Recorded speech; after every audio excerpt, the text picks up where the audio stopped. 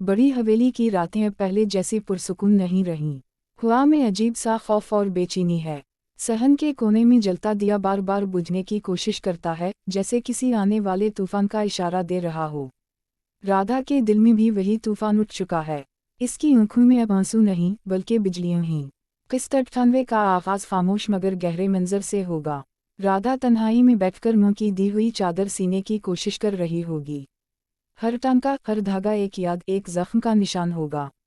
पस मंजर में नरम मौसीकी बजेगी, मगर उसके चेहरे पर जो सुकून होगा वो खामोशी नहीं, फैसला होगा।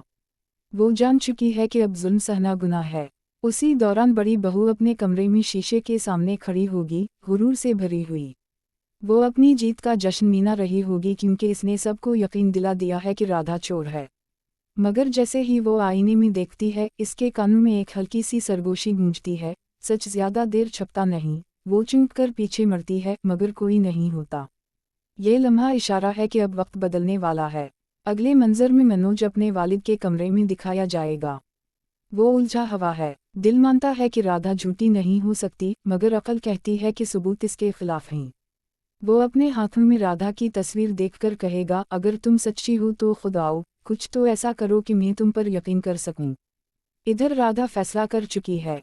वो बड़ी बहू के कमरे में कदम रखेगी, मगर इस बार झुककर नहीं, आंखों में आंखें डालकर। इन दोनों के दरमियान होने वाला मकालमा इस पूरे ड्रामे की रूह होगा। राधा कहेगी, आपने मेरी खामोशी को कमजोरी समझा, मगर अब मैं वो राधा नहीं जो जुल्म सहती रहे। आपने मेरा मान तोड़ा, मेरा भरोसा तोड़ा, मगर अब मैं सच्चाई से आपकी दुनिया तोड़ूंगी। बड़ी बहू तंजिया मुस्कुराहट के साथ कहेगी, तुम मेरे मुकाबिल आओगी। तुम एक नौकरानी की बेटी हो। और राधा जवाब देगी, मैं नौकरानी की बेटी हूँ, मगर आपकी तरह धोखे से बड़ी नहीं बनी। ये मकालमा पूरे घर में गूंजेगा। सब एक एक करके जुमा हो जाएंगे। राधा के हाथ में एक खत होगा, वो खत जो सालों पहले किसी ने छुपाया था। इस खत में वो राज है जिसने बड़ी बहू को इस हवेली की मालिक बनाया।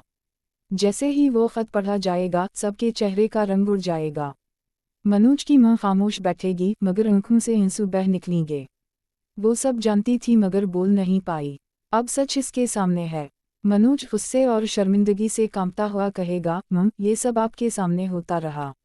और वो धीमी आवाज में कहेगी, मैंने समझा वक्त बदल जाएगा, मगर मैं गलत थी। इधर बड़ी बहू का गुरूर जमीन पर गिर चुका होगा।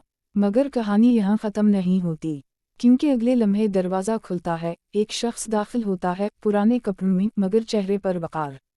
वो कहता है, मैं वो हूँ जिसे आप सब ने भुला दिया। मगर सच को नहीं भुलाया जा सकता। ये शख्स बड़ी बहू का माजी है, इसका पुराना राज। वो सच सबके सामने लाता है कि किस तरह बड़ी बहू ने जायदाद अपने नाम कराने के लिए अपने ही देवर को फरेब दिया। ये मंजर सबके दिलों को चीर कर रख देगा।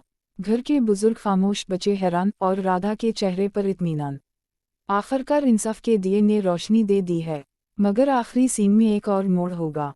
जब सब कुछ ठीक लगेगा तब राधा के सामने एक नई मुसीबत खड़ी होगी। पुलिस घर में दाखिल होगी।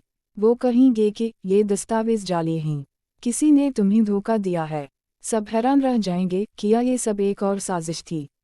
किस्त खत्म होगी। राधा के चेहरे के क्लोजअप पर इसकी आंखों में आंसू नहीं, चमक होगी।